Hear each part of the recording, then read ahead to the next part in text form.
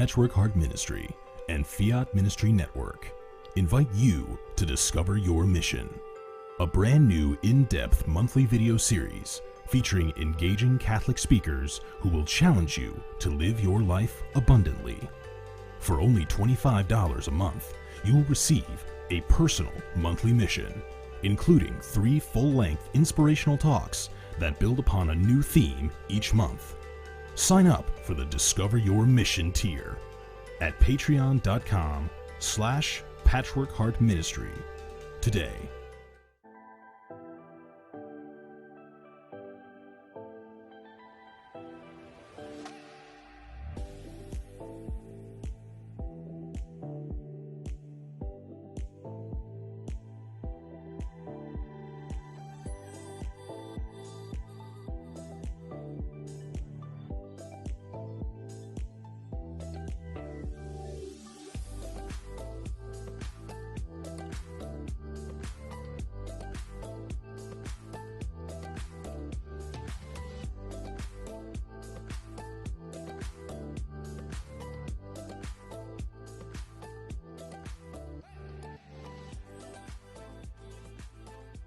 Fiat Ministry Network and Patchwork Heart Ministry present Journeys in Faith.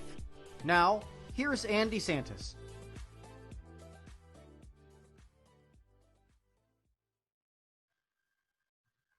Hello, welcome to Journeys in Faith with Ann DeSantis. It's great to be here with you this evening.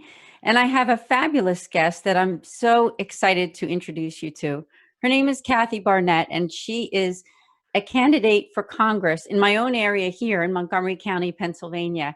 She has so much to share with us. She is also a veteran, a wife, a mom, an author, and has so much to share. Kathy, welcome to Journeys in Faith. Hello, thank you so much for having me. Yeah, we're so excited to have you for this hour show because we have a lot to talk about your own journey. And I'm so blessed because, I live in your congressional district, and I'm glad that I can have you on this show because you're kind of a neighbor, right? Not too far. Yes, you're in my district. That's right. I'm in your district. And I would just invite people, if you'd like to learn more about Kathy Barnette, that you would go to kathybarnette.com. And also you have another website that is kathybarnetteforcongress.com. So check her out on social media too, right? I know that you're on all the different platforms there, and learn more about her. But this show is Journeys in Faith, and that's what we're here for, to talk about your journey that you've had. You have a wonderful family that you can tell us about, and also I know we discussed the idea of discussing religious freedom because, this show is all about faith too. And I know that you stand for that. So please tell us about your own journey. Yeah. I just finished writing a book that was released on February 4th of this year, and it went #1 on Amazon 2 months in a row. So we're very excited about that. But I remember someone asking me, how long did it take you to write that book? And I thought for a moment and said, you know what? It took a lifetime, because it is truly my journey of, from my genesis, how I was conceived, and growing up in the Black community. And I often say to people, I was born into the Democrat Party, just like I was born into brown skin. There was never a point of separation or discussion, deliberation about it. It's just what you do. You're Black, you vote Democrat. And that's exactly what I did until I no longer did that. And then it just kind of, walks through me, just analyzing the various narratives that are all around us, that try to tell me, a young Black girl at that time, who I am and how I should think and how I should believe and how I should vote. And if I stray even a little, then somehow I'm not as Black as the next person. So it's just kind of interesting of just kind of going through that in the book. And it's just my life journey and how I came to where I am today. But I often tell people that I am a little Black girl who grew up on a pig farm in southern Alabama. I grew up in a home with no running water, no insulation, an outhouse in the back, and a well on the side. And no, I was not born in the 40s or during slavery days. I mean, this was in my lifetime. My family and I have, or a segment of my family, have been doing a deep dive trying to reconnect some of our lineage. And they came across a photo of my great great great grandmother Rhoda. And I have heard about Grandma Rhoda from others before, but I had never seen a picture until this week. And Grandma Rhoda was born in 1846. She was a slave. And Grandma Rhoda lived in the house that I grew up in. And I just been thinking about that, over the course of, earlier this week, and just thinking about, the shoulders that I stand on, and that I have, the wonderful opportunity to now live the life that I'm living because of so many others who came before me. Thank you for bringing that to our attention. It's always good to reflect back on your history, and we all need to think that way. I think, how did we get to where we are? So I thank you for sharing that. How about your own family? I know you've talked about your kids, and I'd love to hear a little bit, and I'm sure our viewers would too, about your family. Yeah, I have two kids, and I've homeschooled them for the past 6 years. So I have one who just finished eighth grade, and the other, my daughter, who just finished fifth grade. And I've had the wonderful opportunity to homeschool them for the past 6 years. Married to the love of my life. Oh, And we've just been able to, it's just so amazing when you take into consideration your life's journey and to see where you are, where you find yourself. And we've been able to build a life with one another. So it's just very exciting. yeah, we appreciate hearing that because, as I said, this show is all about faith, and I know that those who are watching and listening love to hear how people like yourself, who are a public servant and care so much about families and people, are here on this show to share with us. So we're very grateful to you. And I once again invite them to check out that website because she's got a lot on there on kathybarnette.com. And the other one is kathybarnettforcongress.com. As I said, I live in Montgomery County, Pennsylvania, which is where Kathy is also from, and we have some common friends. So, so grateful to you, Kathy, to being on Journeys in Faith on Yes. Fiat Ministry Network. So, looking at your website, I know that one of the things that you bring up is a couple different issues. One of them is America First, and you do have that, our American flag behind you. I wondered if you could share on that a little bit. I love this country. My story only takes place here in America. I told you at the beginning of where I grew up. I grew up below the bottom rung of the economic ladder. I had to look up in order to see the bottom rung of the economic ladder. And yet, no one told me I was a victim. I was greatly loved in my family, and because I did not know that the odds were against me and I might as well not try, I went on to become the first in my family to go to college and finish. I spent 10 years in the U.S. military, worked in the financial industry with two major Wall Street financial companies, corporate America, adjunct professor of corporate finance. I speak to millions of people, being a regular guest on Fox News up in New York. Wrote my first book, and now I'm running for Congress. My story only takes place here in America, from a pig farm to running for Congress.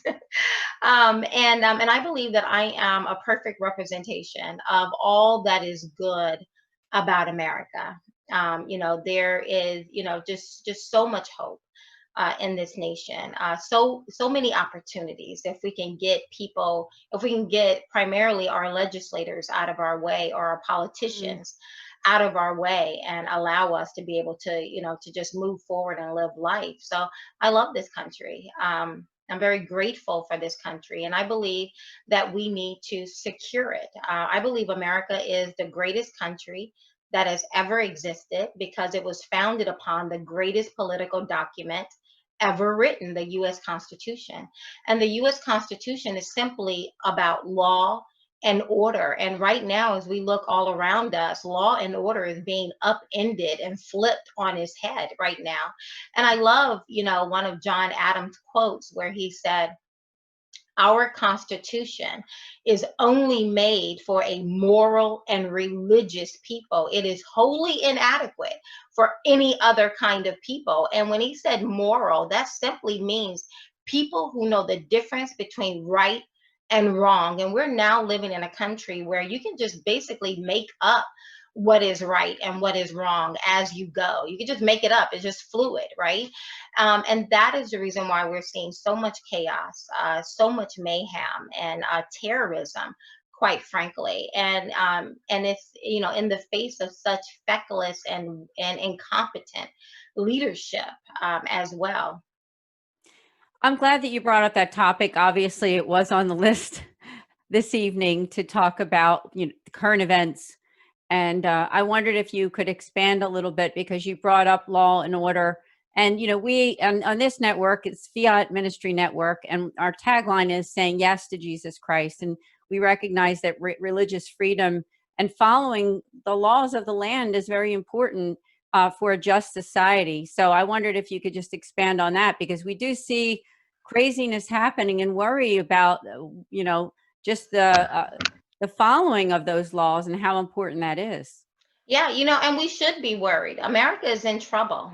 Uh, we have it's very unnerving to see we have some in leadership who are not saying anything at all. And I mean, on both sides of the political aisle. So one side is being very aggressive about agitating, the mayhem and the foolishness that we see all around us. But then we have the Republicans, with the exception of our president and a handful of others, they're capitulating to the foolishness. They're being very silent in the face of such mayhem and horror, literally, that's going on all around us. And I mean, and it's very unfortunate. I used to ask my students all the time when I taught corporate finance, what do you think makes America so unique? And of course, people, talk about, who they are and all, and they give a number of reasons. But America only exists because of the U.S. Constitution. And again, the U.S. Amen. Constitution, simply law and order. And when we throw that out the window and we basically can just make it up as we go, America no longer exists. And I believe that is one of the goals, or perhaps the main goal of a certain segment within our population right now. Because if you look at the things that they want to do in our nation, they're not allowed to do those things. When you look at the Green New Deal, when you look at these open borders, when you look at, a variety of very aggressive, progressive liberal laws and proposals, they're not able to take root given the American experience as we're all living it out.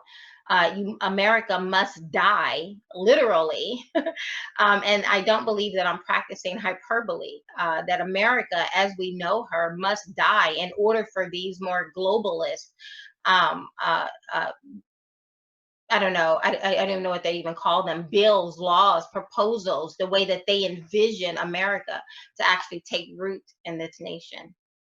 Thank you for sharing on that. And wow, have you given us so much to pray about?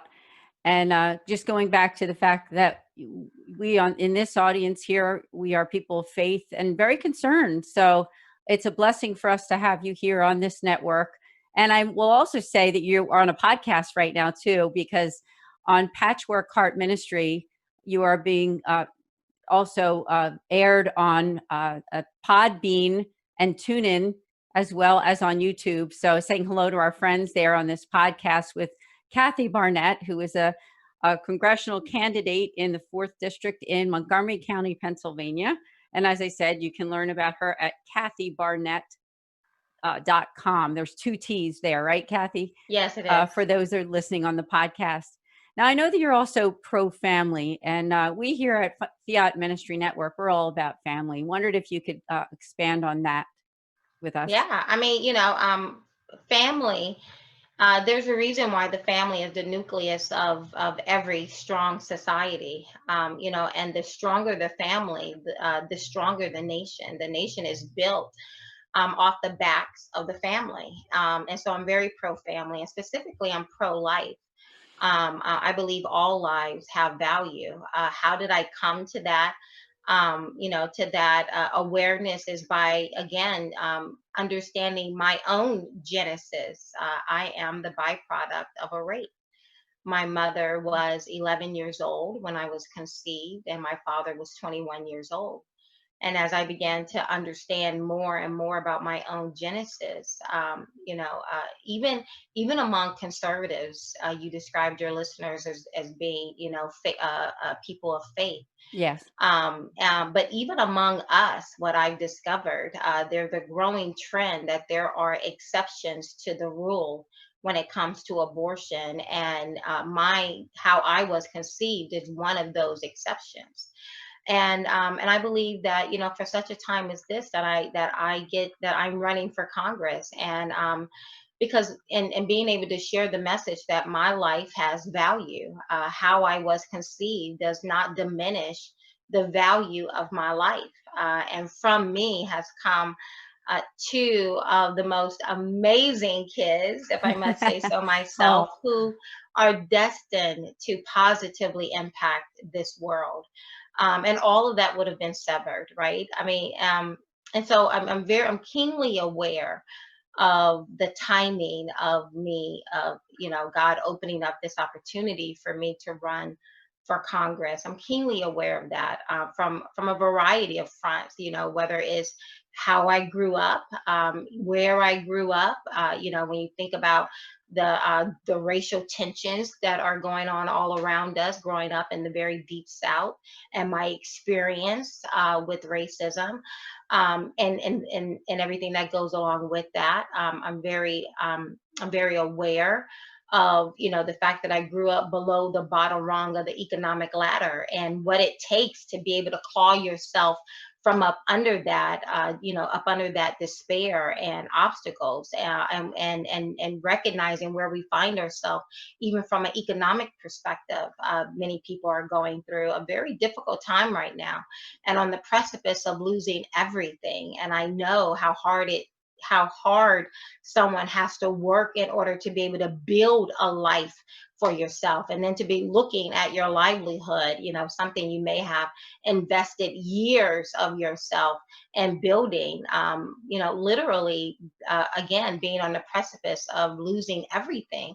I understand that. And then also in the face of life, here in Montgomery County, roughly 92% of those who have died as a result of COVID-19 has taken place in nursing homes. And it is quite unnerving to see how very few people in leadership is actually talking about that. You are hard yes. pressed to find anyone vexed about the value of those souls, not only trapped in nursing homes, but I believe, to some extent, being targeted in nursing homes, especially when you begin to understand the mandate that Dr. Levine passed down to force nursing homes and long-term care facilities to admit COVID-19 positive patients.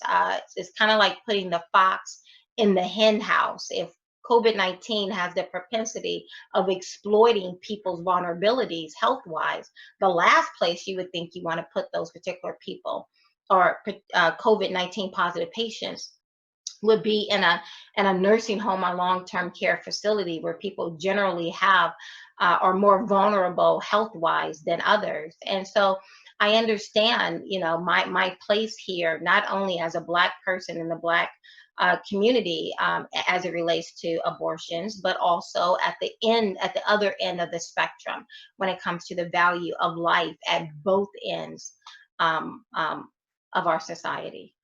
So appreciated that we are discussing life, because, you know, as people of faith, it is such an important issue to us. You know, we are Catholics here. This is Fiat Ministry Network. It is a Catholic network. We invite everyone to be viewers here on this network, and are so grateful. But that is a key issue for us as Catholics, the pro-life, meaning that from conception all the way to natural death, that every single life is important to God. So I'm so grateful that you shared your own story, and the fact that your mom, you were conceived, and your mom chose life is an amazing and wonderful thing. So it speaks so many volumes to see you here, and the good work that you're doing, and the journey that you have been on.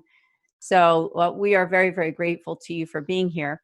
Now, we're coming to about halfway through the show. We're going to be taking a break in a few minutes. But before we do that, I just want to explain to the viewers about a wonderful opportunity to grow in your faith. It's called Discover Your Mission, and it is a premium series through Patchwork Heart Ministry and Fiat Ministry Network, where you can go to patreon.com/Patchwork Heart Ministry and learn how you can enrich your faith. So in just a couple minutes, we're going to see a commercial about this, and I would invite you to please check out the wonderful premium Catholic content where you can truly grow closer in your faith. So we're going to take that break now. So Kathy, we'll see you and everyone in just a few minutes. Okay.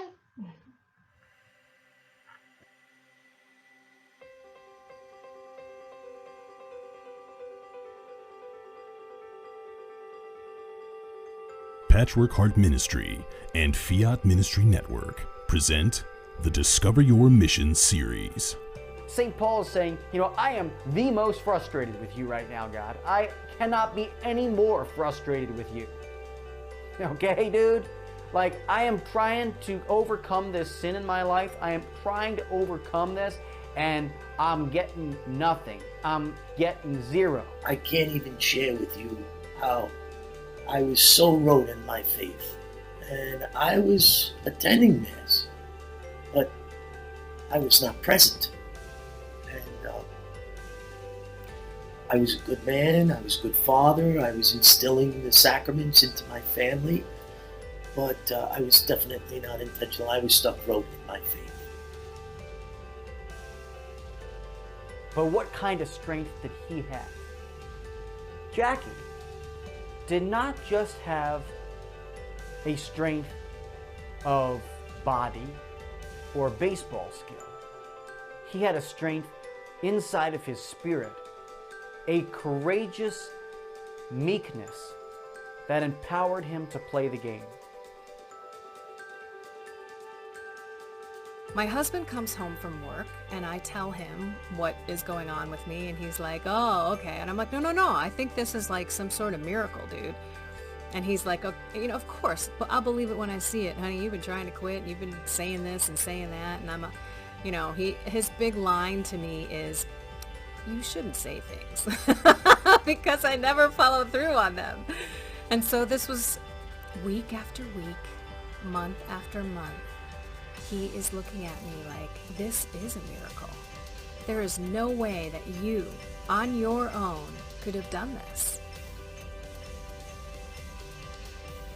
One example, when you're getting onto an airplane, but you haven't thought about your faith, and you haven't thought about confession.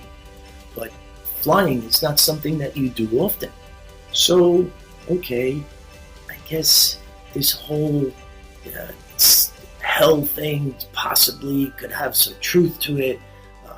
I don't know if I buy into this whole thing, but I'm going to be intentional at this moment, and I'm going to go to confession, not reconciliation, where penance and confession reconcile you, but to that person who shares an imperfect contrition, it is truly just confession that they're doing because they're not reconciling.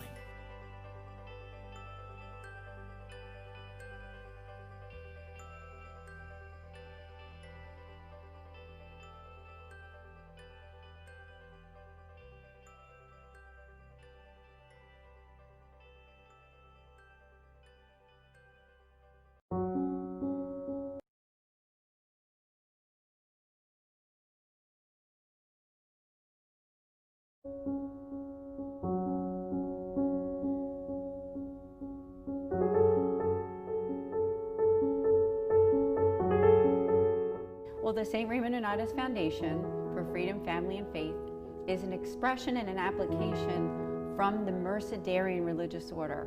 And what we do is outreach to families in crisis, and our initial mission is to families and individuals affected by divorce and separation. We're doing special outreach right now online. What we're doing is we are having these monthly online support groups for individuals who are affected by divorce and separation. The divorce group is on Tuesday nights at 8 p.m. Eastern Standard Time, and then we have another group at the end of the month, the last Thursday of each month, and that's at 8 o'clock at night Eastern Standard Time for adult children of divorce. The focus of those groups are prayer, reflection, sharing in a safe place, and also attended by a Mercedarian friar and myself, and guided by the teachings of the church.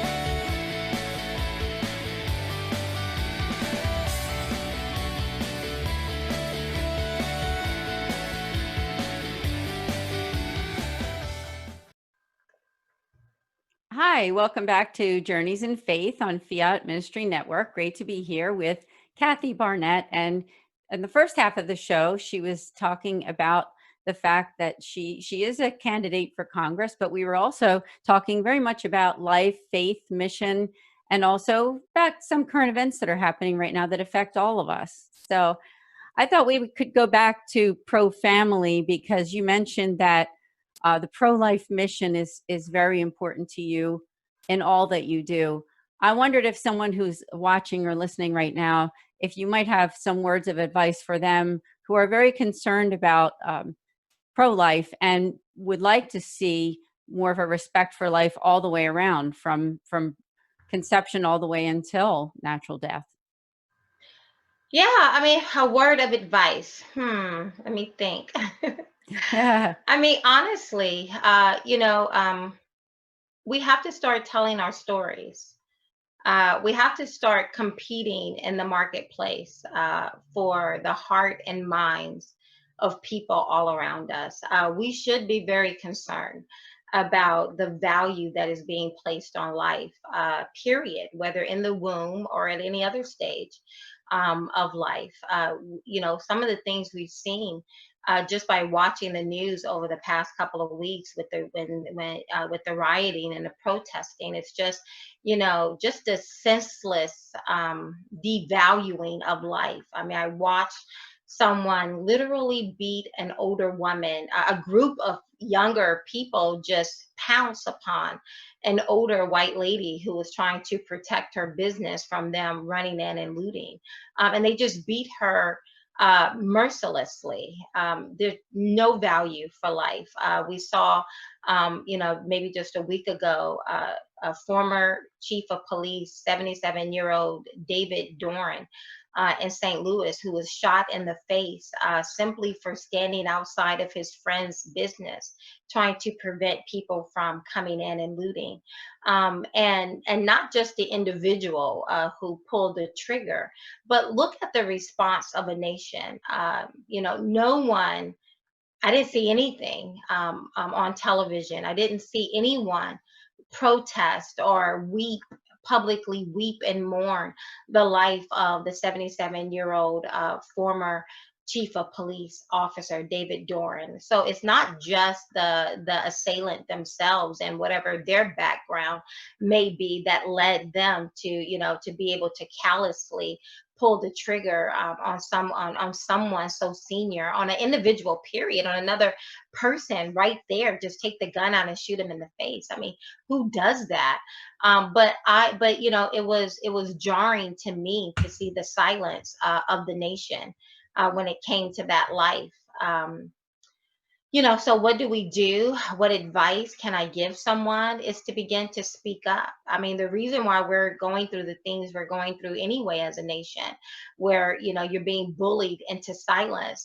You can't say things that may trigger someone, even if it's very logical things, very factual things, very obvious, to any bystander. You can't even make mention of those things anymore. And in essence, it's because those of us who know better have gone into retreat. We've stuck our head in the sand. We've adopted the same strategy. We're seeing some of these incompetent and feckless leaders throughout our nation as people are rioting and looting. I call it the stick your head in the sand strategy. I call it the cross your fingers and pray that this passes over quickly strategy. We were never built to be that way. We were built, especially those of us who say we are people of faith. We are called to be a light on a hill. You can't be a light if you're cowering under a bushel, if you're cowering under a basket somewhere. But we were called to be a light on the hill. And not too many of us are doing that. Not enough of us are doing that. We're cowering. And at the time that people need to hear truth the most, we're cowering. And I understand why we're cowering, because it's going to cost us something now. We have been so silent for so long that now, if you dare to stand and speak truth, it's going to cost you something in this culture, right? And if we weren't willing to take a stand when it was relatively easier for us to take a stand, it's going to take some extraordinary faith and courage and boldness to today decide to take a stand. It sure does. And as I brought it back last time, again, being that we are people of faith here on this network, and people who are listening to what you're saying, that it does take some courage. And I would also suggest it takes a lot of prayer too. And that's another thing. I know that you are also for school choice. You told me that you yourself homeschool your children. I will say I also homeschooled my two daughters. They're now in their 20s and successfully graduated from, my one daughter successfully graduated from college, and the other one is in college. But that is such an important issue too, I would say, especially those of us who would like to either send our children to a private or Catholic school or homeschool. Wondered if you could talk a little bit about that. Yeah, a quote that I actually have in my office, over the door of my office, is a quote from Frederick Douglass, where he says, knowledge makes a man unfit to be a slave. And if you know the story of Frederick Douglass, you know what he had to endure as a slave, to basically self-taught, and how that led to his freedom. But knowledge makes a man unfit to be slave, not information, right? Because information is on our phone. Most people are carrying around an Android or an Apple phone right now that you can Google information. But knowledge is being taught how to apply that information, how to apply what you know. It's one thing to know something, it's something completely different to apply that properly. And so, and I mean, homeschooling has just been such a wonderful thing. And as you will attest to, if you want to do homeschooling right, it is all consuming. Homeschooling consumes Yes. almost every area of your life. It is not for the faint of heart. You're right. You're And right. yet, there's so much room to grow. There is no such thing as a perfect homeschooler. But for me, it has been such a wonderful opportunity to be able to spend the past 6 years with my children. And it was kind of comical, but also, I don't know, a spotlight on our culture and how we as a culture prioritize things. Because when COVID hit, just about everyone became homeschooling parents. I mean, overnight. Pretty much People, everybody. overnight, right? Yes. And my children, who are the only homeschoolers in our community right here with their friends, they would talk to their friends. I would talk to their friends' their friends' parents, and I would see they were very stressed out. And my children had no idea, like, why are people so stressed out? You get to stay home. And I had to explain to my children, whereas it is normal for us to spend 14 to 16 awake hours together, it's not very common for most people in America to spend that much time with one Yes. another. And it's an art, learning how to navigate around each other and changing personalities. I mean, because if most people get to spend 3 hours of time with their children where someone's not on the phone or, on their video games or something, you're doing something in this country. So to go from 3 to 4 hours, maybe on a good day, with your family, to now 14 to 16 awake hours, that's a lot. And so I had a lot of sympathy, empathy for my public school moms out there, moms and dads out there. But it's an art, and it's one that I am very grateful that God set my family and I on 6 years ago now. I would never regret having spent that quality time with my children. I completely agree. It's been such a gift to me too. And I know that when I was in the heart of it, sometimes you get those doubts from people who are watching you and saying, how are you doing this? And why are you doing this? And, Yes. can your children be successful? And, not to brag, right? But I mean, both of my girls had almost 4.0s, did so well in college. So not to say that it's all about grades, right? Because it's about the process and what you retain and the type of person you are, right? Character means so much. Right. And I know that you understand that too, because you're homeschooling. And those of us who homeschool know that it isn't just about the ABCs and the 1, 2, 3s, right? I mean, it is about what type of a human being you are and how you live your life and make yourself available to others and to be a good citizen. I know that you understand that. Yes, most definitely. And speaking of being a good citizen, I know you're a veteran. So I am. thought I would love for you to share with our listeners and our viewers about your experience there. Yeah, I loved every moment of it. I thoroughly enjoyed my time in the military. It was just, I learned so much. Now, I hear the stories of people who go into the military. Overwhelmingly, it is because of some altruistic motive, like I'm following in the footsteps of my father's father's father. Right. For me, it wasn't that at all. I needed a way to pay for college. Remember, I grew up at the bottom rung, below the bottom rung of the ladder, and yet I felt strongly that I should go to college. And once in college, I realized I need a way to be able to pay for this. And the military was that option. And I remember as a very young girl getting ready to graduate from boot camp, I remember having the thought right before I graduated, like, wait a minute, I could be called into war. Now, granted, I should have had that epiphany before I signed up for the military, but I remember, walking on the military base and having that thought overtake me. And I remember saying to myself, well, would you really go? I mean, people die. People lose parts of their body. I mean, would you really go and do that?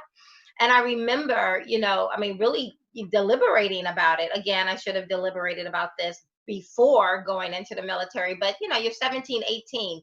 Who does a lot of deliberating at that point? But I remember thinking to myself, yes, I would go. But in order for me to do that, I would need to start to learn what I could potentially be laying my life down for.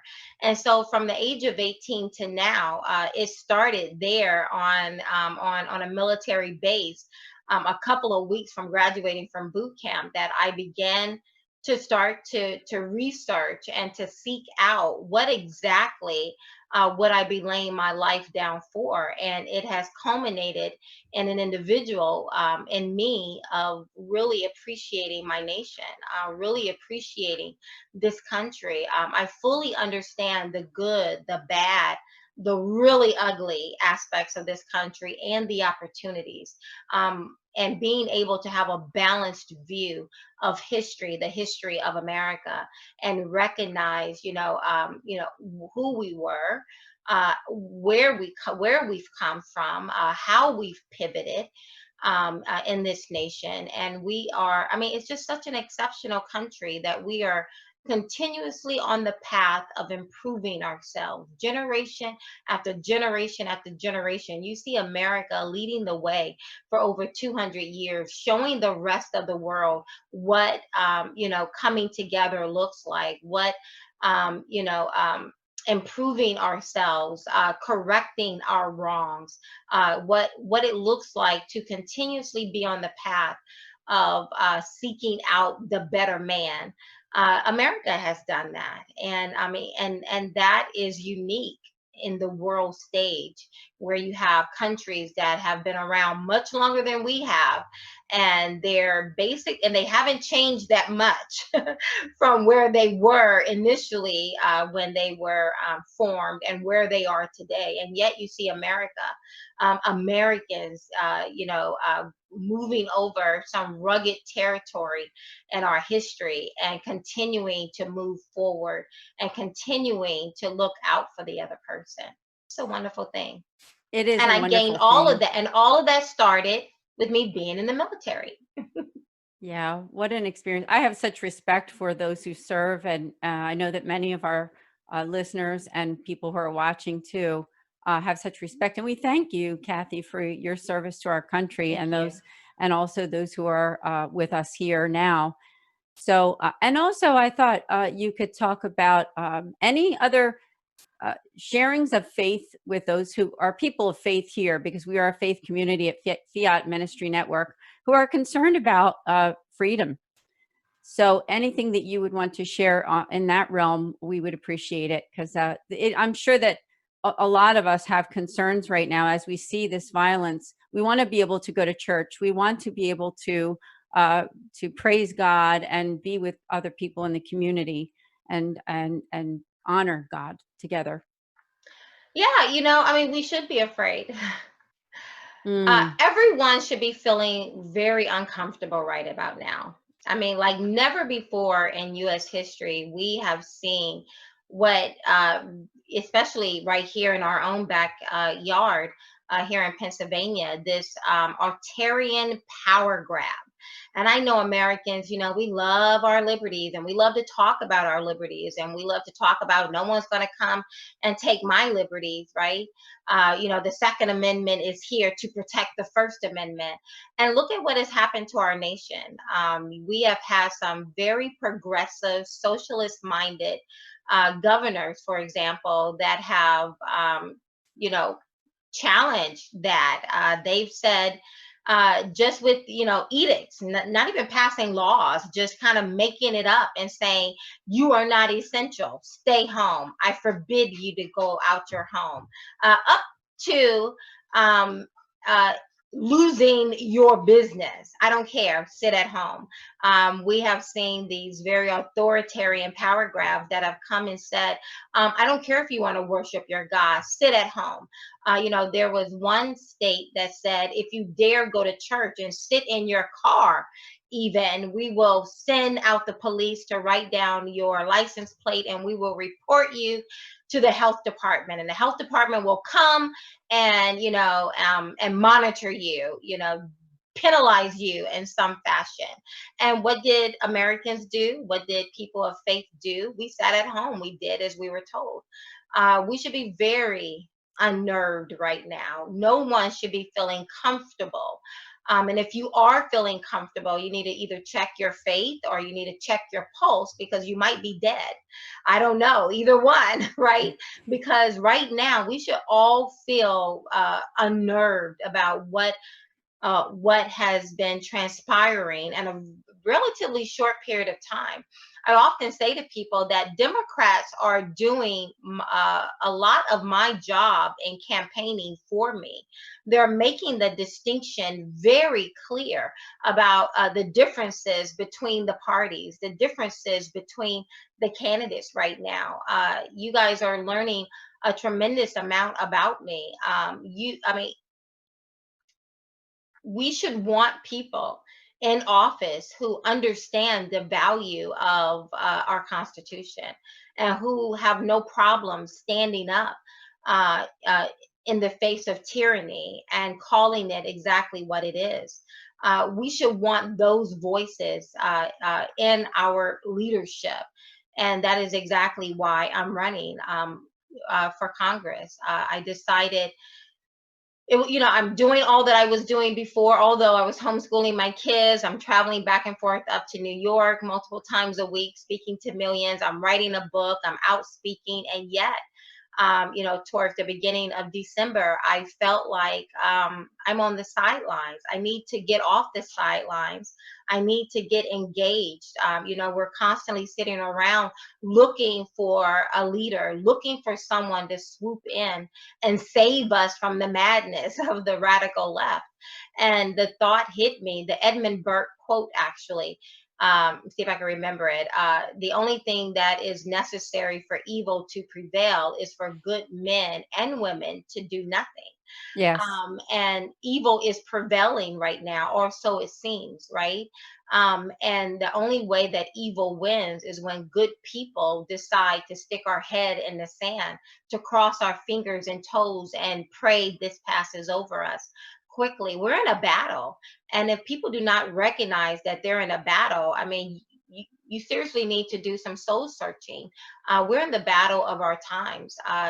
The left is not playing with us. There's an element of our nation right now that is not playing with us. They are very serious about redefining this nation. This is not going to blow over, that they so easily took away something that we all, feel is a duty, is an obligation to not forsake the assembly of ourselves as believers. And yet they did it with very little impunity. And yet you can get an abortion even during COVID-19. 777 Apple Tree, downtown Philadelphia. All they do is do abortions. They do not pretend to do mammograms or pap smears or offer any other kind of medical procedures. All they do is abortions, and they were deemed essential, but church wasn't. Weed dispensaries, marijuana dispensaries all throughout our nation was deemed essential, but church wasn't. State liquor stores were deemed essential, but church wasn't. I mean, we really have to do some soul searching. Our leadership reflect the heart of the people. That's what the Bible says, right? That our leadership reflects the heart of the people. And so we cannot blame our leadership solely.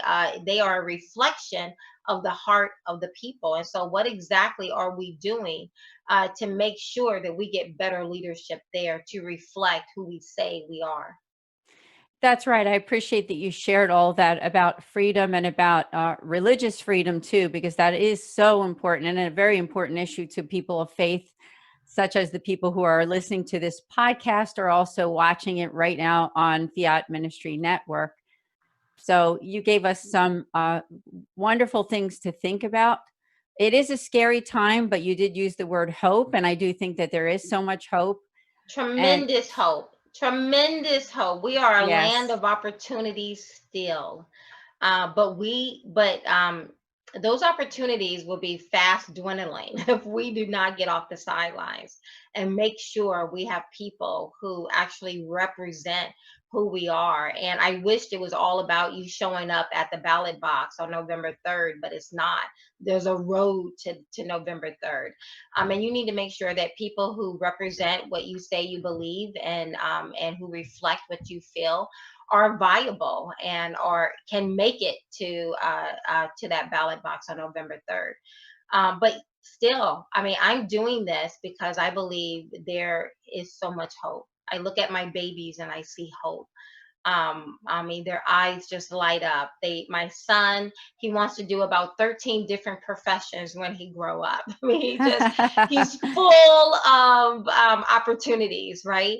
And I want to do my part in making sure that we preserve this nation for the next generation specifically, so that they can inherit an America, so that the next little Black boy and girl who need to claw themselves from up under a rock, like I did in Southern Alabama, that they have a nation that will not impede them from doing that, a nation that won't put up unnecessary obstacles for them to do that, a nation that quite frankly came alongside me and assisted me in being able to build my life. No, I'm not talking about welfare.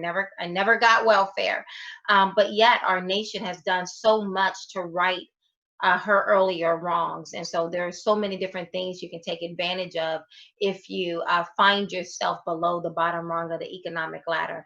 And that says a lot about the heart of this nation, to not want to leave people behind. But there are avenues. There's still work to be done in this country, right? We're not all equal. There are disparities all across this land. And we can have intelligent conversations about that. And that is the type of level-headed leadership I think we need in Washington, D.C. And I also thank you that we've had an intelligent conversation together with our community here on Fiat Ministry Network, because I know that you are a person of faith and you do care so much about people and families and their best interest, not your own. And I know you have made that very clear, that you care about our country so much and the people that live in it. So I invite people again to check out your website at kathybarnette.com. And you also have the other one that they can look at, which is kathybarnetteforcongress.com. And as I mentioned at the beginning of this interview, is that she is an author, a candidate for Congress. She is also seen on Fox News and an adjunct professor. I wondered if you had any closing thoughts. We're coming close to the end of the show, and I have another message that I need to tell the viewers, but wondered if you had any other additional thoughts before we end. I mean, you know, we've talked about a lot, but let me just say, be encouraged. I have spoken to so many amazing people. What we see on mainstream media is not reflective of the heart of this nation, and it is not reflective of the overwhelming majority of the people in this nation. So remain encouraged, be encouraged, but know that it is time to get off the sidelines and to engage like never before. That's right. Thank you so much, Kathy. Thank you for being having here. And also please connect with her on social media at Kathy Barnette. And for those who are listening on a podcast, remember that there's 2 T's, Kathy with a K, Barnette. I'll spell it for those that are listening instead of watching. And also now, right when this show ends, there will be an opportunity later on for people to go to the Patreon site and watch a video called 5 Minutes of Faith.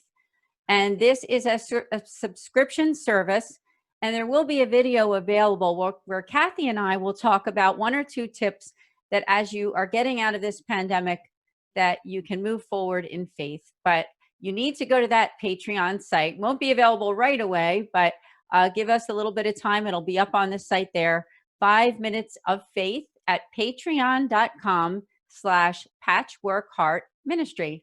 So we will have to end the show. Kathy, thank you so much for being a guest here on Journeys in Faith. It's been such a pleasure. Thank you. God bless.